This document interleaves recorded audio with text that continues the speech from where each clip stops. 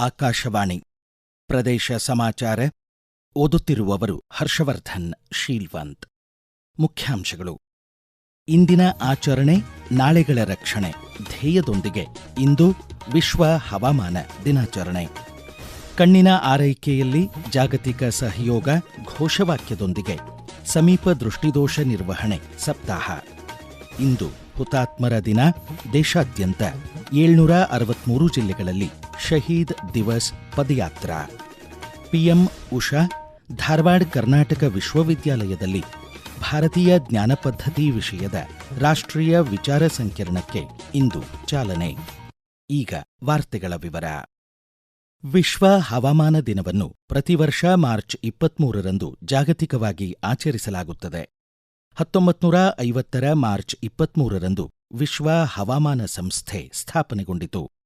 ಹವಾಮಾನ ಬದಲಾವಣೆ, ವಾತಾವರಣ ವೈಪರೀತ್ಯ, ಅತಿವೃಷ್ಟಿ, ಅನಾವೃಷ್ಟಿ, ಬರಗಾಲ, ಜಲ ಸಂರಕ್ಷಣೆ ಮತ್ತು ಚಂಡಮಾರುತಗಳ ಬಗ್ಗೆ ಜನರಲ್ಲಿ ಜಾಗೃತಿ ಮೂಡಿಸುವ ಉದ್ದೇಶದಿಂದ ವಿಶ್ವ ಹವಾಮಾನ ದಿನವನ್ನು ಆಯೋಜಿಸಲಾಗಿದೆ.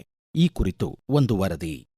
ಇಂದಿನ ಆಚರಣೆ ನಾಳೆಗಳ ರಕ್ಷಣೆ ಎಂಬ ಧ್ಯೇಯದೊಂದಿಗೆ ಇಂದು ವಿಶ್ವ ಹವಾಮಾನ ಅಥವಾ ವಾತಾವರಣ ದಿನವನ್ನು ಆಚರಿಸಲಾಗುತ್ತಿದೆ. ಜೀವ ವೈವಿಧ್ಯ ಮತ್ತು ಮಾನವ ಸಮಾಜದ ಸುರಕ್ಷತೆ ಹಾಗೂ ಯೋಗಕ್ಷೇಮಕ್ಕೆ ರಾಷ್ಟ್ರೀಯ ಹವಾಮಾನ ಮತ್ತು ಜಲ ವಿಜ್ಞಾನ ಸೇವೆಗಳ ಅಗತ್ಯ ಕೊಡುಗೆಯನ್ನು ಇಂದು ಸ್ಮರಿಸಿ ಪ್ರದರ್ಶಿಸಲಾಗುತ್ತದೆ. ವಿಶ್ವ ಹವಾಮಾನ ದಿನಕ್ಕಾಗಿ ಈ ಬಾರಿ ಸಾಮಯಿಕ ಹವಾಮಾನ ಅಥವಾ ನೀರು ಸಂಬಂಧಿ ಸಮಸ್ಯೆಗಳು ಅಥವಾ ಸ್ಥಳೀಯ ಪರಿಹಾರೋಪಾಯಗಳನ್ನು ಪ್ರತಿಬಿಂಬಿಸುವ ವಿಷಯಗಳನ್ನು ಆಯ್ದುಕೊಳ್ಳಲಾಗಿದೆ. ಜನಜಾಗೃತಿ ಕಾರ್ಯಕ್ರಮಗಳ ಮೂಲಕ ಭೂಮಿಯ ಮೇಲಿನ ಜೀವರಾಶಿಗಳ ರಕ್ಷಣೆ, ಹವಾಮಾನ ಬದಲಾವಣೆಯ ಅರಿವು ಮತ್ತು ನೈಸರ್ಗಿಕ ವಿಕೋಪಗಳ ಮುನ್ಸೂಚನೆಯ ಬಗ್ಗೆ ಮಾಹಿತಿ ನೀಡಲಾಗುತ್ತಿದೆ.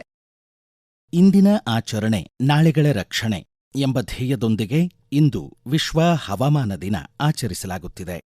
ಧಾರವಾಡ ತಾಲೂಕು ಮಂಡಿಹಾಳ್ ಗ್ರಾಮದ ಸಾವಯವ ಕೃಷಿಕ ಕೃಷ್ಣಕುಮಾರ್ ಭಾಗವತ್ ತಮ್ಮ 46 ಎಕರೆ ತೋಟಕ್ಕೆ ನೀರಿನ ಅನುಕೂಲ ಕಲ್ಪಿಸಲು 150 ಎಕರೆ ಅರಣ್ಯ ಭೂಮಿಯಿಂದ ಹರಿದು ಬರುವ ಮಳೆ ನೀರ ಹರಿವಿನ ನಕಾಶೆ ಆಧರಿಸಿ 2 ಎಕರೆ ವಿಸ್ತೀರ್ಣದ ಕೆರೆ ರೂಪಿಸಿದ್ದಾರೆ. ತೇಲು ಹಾಳೆಗಳ ಮೂಲಕ ಇಡೀ ತೋಟ, ಭತ್ತದ ಗದ್ದೆ ಹಾಗೂ ಸುತ್ತಲಿನ 18 ಕೊಳವೆ ಬಾವಿಗಳಿಗೆ ಕೆರೆ ನೀರುಣಿಸುತ್ತಿದೆ. ವರ್ಷದ 6 ತಿಂಗಳು ಮೀನು ಕೃಷಿ ಹಾಗೂ 10 ತಿಂಗಳು ತೋಟದಲ್ಲಿ ವಿವಿಧ ಹಣ್ಣುಗಳನ್ನು ಅವರು ಬೆಳೆಯುತ್ತಿದ್ದಾರೆ. 2017ರಲ್ಲಿ ಕಟ್ಟಲಾರಂಭಿಸಿದ ಕೆರೆ ಮುಂದಿನ 3 ವರ್ಷಗಳಲ್ಲಿ ಇಡೀ ತೋಟಕ್ಕೆ ನೀರ ನೆಮ್ಮದಿ ಕರುಣಿಸಿದೆ. ನೀರ ಸಂಬಂಧಿ ಸಮಸ್ಯೆಗೆ ಸ್ಥಳೀಯ ಪರಿಹಾರ ಕಂಡುಕೊಂಡ ಪ್ರಗತಿಪರ ಸಾವಯವ ಕೃಷಿಕ ಕೃಷ್ಣಕುಮಾರ್ ಭಾಗವತ್ ಪ್ರದೇಶ ಸಮಾಚಾರಕ್ಕಾಗಿ ತಮ್ಮ ಅನುಭವ ಹಂಚಿಕೊಂಡಿದ್ದಾರೆ. ಅರಣ್ಯ ಇಲಾಖೆಯವರು ಸುತ್ತಲೂ ಒಂದು ಟ್ರೆಂಚ್ ಅಂತ ಮಾಡಿರ್ತಾರೆ. ಆ ಟ್ರೆಂಚ್ ಓಪನಿಂಗ್ ಇದ್ದದ್ದು ನಮ್ಮ ಹೊಲಕ್ಕೆ ಹತ್ಕೊಂಡಿತ್ತು. ಅಲ್ಲೇ ಪ್ರತಿ ವರ್ಷ ಮಳೆಗಾಲದೊಳಗೆ ನೀರು ಬರ್ತಿತ್ತು. ತೇಲ್ ಹಾಳೆಯಿಂದ ಮುಂದೆ ಹರಿದು ಹೋಗ್ತಿತ್ತು. ಇದ್ರದ್ದು ಉಪಯೋಗ ಯಾಕೆ ತಗೋಬಾರ್ದು ಅಂತ ಹೇಳಿ ಸಾಧಾರಣ 2 ಎಕರೆ ಒಳಗ 18 ಅಡಿ ಆಳದೊಳಗ ಮಣ್ಣೆಲ್ಲ ಹೂತ್ ತೆಗದ್ವಿ. ಆ ಕೆರೆಯೊಳಗ ಮಳೆಗಾಲದೊಳಗ ಬಹಳಷ್ಟು ನೀರು ಬಂದು ಸಂಗ್ರಹ ಆಗ್ಲಿಕ್ಕೆ ಶುರು ಆತು. ಮೀನಾ ಬಿಟ್ವಿ, ಅದ್ರದ್ದು ಸ್ವಲ್ಪ ಲಾಭ ಬಂತು. ನಮ್ಮ ಹೊಲದಿಂದ ಕೆಳಭಾಗದೊಳಗ ಸುಮಾರು 18 ಬೋರ್ಗಳು ಒಣಗಿ ಹೋಗಿದ್ದು. ನಾವು ತೆಗೆದಂತ ಕೆರೆಯಿಂದ ಚಾರ್ಜ್ ಅದು ಸುಮಾರು 20 ಲಕ್ಷ ಖರ್ಚದೊಳಗ ಪಿಚಿಂಗ್ ಸಹಿತ ಆಗಿ ನಾವು ತಲೆ ಮೇಲೆ ನೀರ್ ಹಾಕೊಂಡ್ರ ಕೆಳಗೆಲ್ಲಾ ಮೈ ತೊಯ್ತದ, ಭುಜದ ಮೇಲೆ ಹಾಕೊಂಡ್ರ ಭುಜದ ಕೆಳಗಿಂದ ಅಷ್ಟೇ ತೊಯ್ತದ. ಹಂಗ ಕೆರೆ ಭಾಗಗಳು ಯಾವಾಗ್ಲೂ ನೆತ್ತಿ ಮೇಲೆ ಇರೋದ್ರಿಂದ ಬಹಳ ಲಾಭ ಕೊಡ್ತಾವ ಸುತ್ತಮುತ್ತಲಿನವರಿಗೆ. 150 ಎಕರೆ ಅರಣ್ಯ ಭಾಗದಿಂದ ಬರುವಂತಹ ನೀರು ನಮ್ಮಲ್ಲಿ ಹೊಲದ ನೆತ್ತಿ ಮೇಲೆ ಬಂದು ಸಂಗ್ರಹ ಆಗುವಂಗಿತ್ತು. ಹೀಗಾಗಿ ನಮಗಷ್ಟ ಅಲ್ಲ, ಬಹಳಷ್ಟು ರೈತರಿಗೆ ಅದರದ್ದು ಉಪಯೋಗ ಆಯ್ತು. ಕೃಷಿಕರು ಎಥೆನಾಲ್ ಉತ್ಪಾದಿಸಿ ಮಾರಾಟ ಮಾಡಲು ಅವಕಾಶ ಕಲ್ಪಿಸುವಂತೆ ರಾಜ್ಯ ರೈತ ಸಂಘಟನೆಗಳ ಒಕ್ಕೂಟದ ರಾಜ್ಯಾಧ್ಯಕ್ಷ ಕುರುಬೂರು ಶಾಂತಕುಮಾರ್ ಕೇಂದ್ರ ಸರ್ಕಾರವನ್ನು ಆಗ್ರಹಿಸಿದ್ದಾರೆ. ಕೇಂದ್ರ ಸಚಿವ ಪ್ರಹ್ಲಾದ್ ಜೋಶಿ ಹಾಗೂ ಮುಖ್ಯಮಂತ್ರಿ ಸಿದ್ದರಾಮಯ್ಯ ಅವರಿಗೆ ಪತ್ರ ಬರೆದಿದ್ದಾರೆ. ವಿದೇಶಿ ಅನಿಲ ಪೂರೈಕೆ, ಮಧ್ಯಪ್ರಾಚ್ಯ ಮತ್ತು ಕೊಲ್ಲಿ ರಾಷ್ಟ್ರಗಳ ಮಧ್ಯದ ಸಂಘರ್ಷದ ಹಿನ್ನೆಲೆ ಕೊರತೆಯಾಗಿದೆ. ದೇಶಾದ್ಯಂತ ಗ್ಯಾಸ್ ವಿತರಣೆಯಲ್ಲಿ ಅಭಾವ ಉಂಟಾಗಿದೆ. ವಿದೇಶಿ ವಿನಿಮಯ ಉಳಿಸಲು ದೇಶಿ ಎಥೆನಾಲ್ ಉತ್ಪಾದನೆ ಉತ್ತೇಜಿಸುವುದು ಅಗತ್ಯ ಎಂದು ಅವರು ತಿಳಿಸಿದ್ದಾರೆ.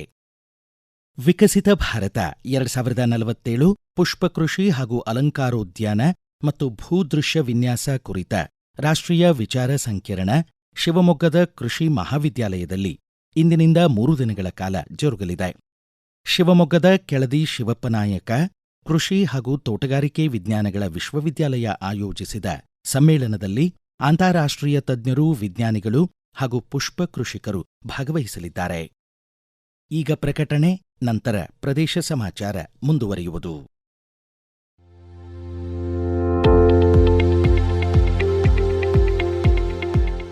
ನಮ್ಮ ಎಲ್ಲ ರಾಷ್ಟ್ರೀಯ ವಾರ್ತೆಗಳು ಹಾಗೂ ಪ್ರದೇಶ ಸಮಾಚಾರ ಈಗ ಆಕಾಶವಾಣಿ ನ್ಯೂಸ್ ಕನ್ನಡ ಯೂಟ್ಯೂಬ್ ಚಾನೆಲ್ನಲ್ಲಿ ಲಭ್ಯ. ನಮ್ಮ ಎಕ್ಸ್ ಖಾತೆ ಮತ್ತು ಇನ್ಸ್ಟಾಗ್ರಾಂ ಖಾತೆ ಆಕಾಶವಾಣಿ ನ್ಯೂಸ್ ಕನ್ನಡ.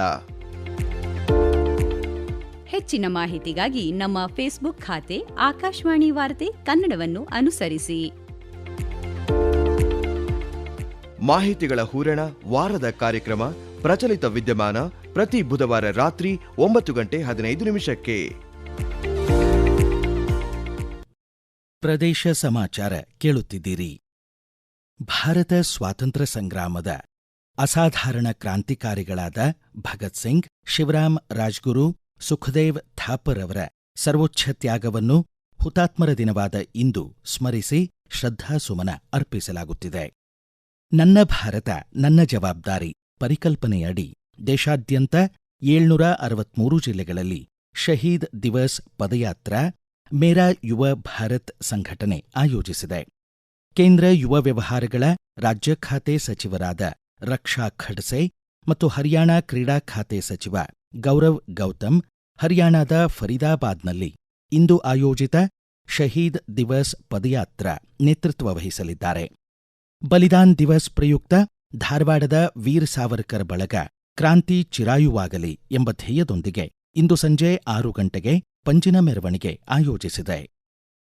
ಕಣ್ಣಿನ ಆರೈಕೆಯಲ್ಲಿ ಜಾಗತಿಕ ಸಹಯೋಗ ಎಂಬ ಧ್ಯೇಯದೊಂದಿಗೆ 28ನೇ ತಾರೀಖಿನವರೆಗೆ ವಿಶ್ವ ಆಪ್ಟೋಮೆಟ್ರಿ ಸಪ್ತಾಹವನ್ನು ಆಚರಿಸಲಾಗುತ್ತಿದೆ.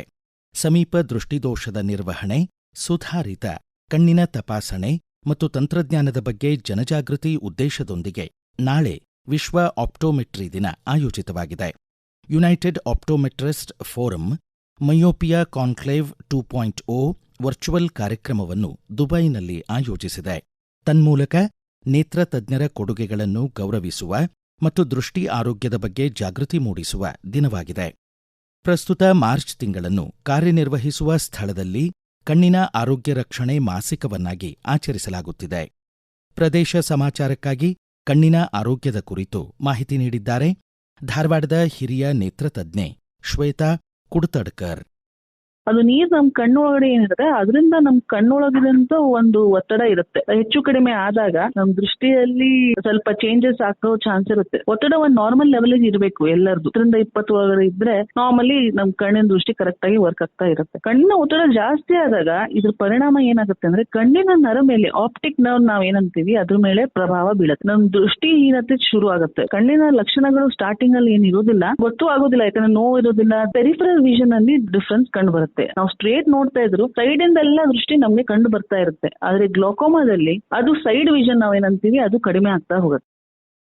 ಪ್ರಧಾನಮಂತ್ರಿ ಉಚ್ಚತರ ಶಿಕ್ಷಾ ಅಭಿಯಾನ್ ಪಿಎಂ ಉಷಾ ಯೋಜನೆ ಅಡಿ ಭಾರತೀಯ ಜ್ಞಾನ ಪದ್ಧತಿ ಶೀರ್ಷಿಕೆಯ 2 ದಿನಗಳ ರಾಷ್ಟ್ರೀಯ ವಿಚಾರ ಸಂಕಿರಣ ಕರ್ನಾಟಕ ವಿಶ್ವವಿದ್ಯಾಲಯದ ಪ್ರಾದೇಶಿಕ ವಿಜ್ಞಾನ ಕೇಂದ್ರದಲ್ಲಿ ಇಂದು ಬೆಳಗ್ಗೆ 10 ಗಂಟೆಗೆ ಆರಂಭವಾಗಲಿದೆ.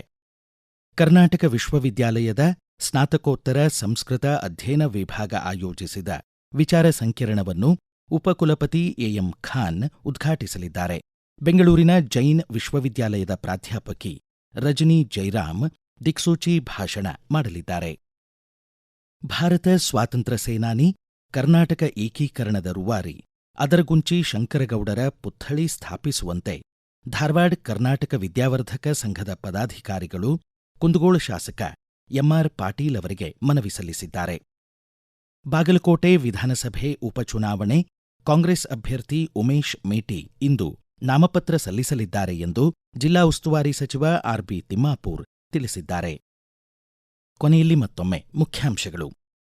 ಇಂದಿನ ಆಚರಣೆ ನಾಳೆಗಳ ರಕ್ಷಣೆ ಧ್ಯೇಯದೊಂದಿಗೆ ಇಂದು ವಿಶ್ವ ಹವಾಮಾನ ದಿನಾಚರಣೆ.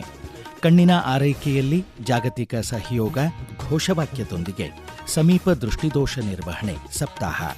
ಇಂದು ಹುತಾತ್ಮರ ದಿನ. ದೇಶಾದ್ಯಂತ 763 ಜಿಲ್ಲೆಗಳಲ್ಲಿ ಶಹೀದ್ ದಿವಸ್ ಪದಯಾತ್ರಾ. ಪಿಎಂ ಉಷಾ ಧಾರವಾಡ ಕರ್ನಾಟಕ ವಿಶ್ವವಿದ್ಯಾಲಯದಲ್ಲಿ ಭಾರತೀಯ ಜ್ಞಾನ ಪದ್ಧತಿ ವಿಷಯದ ರಾಷ್ಟ್ರೀಯ ವಿಚಾರ ಸಂಕಿರಣಕ್ಕೆ ಇಂದು ಚಾಲನೆ. ಇಲ್ಲಿಗೆ ಪ್ರದೇಶ ಸಮಾಚಾರ ಮುಕ್ತಾಯವಾಯಿತು.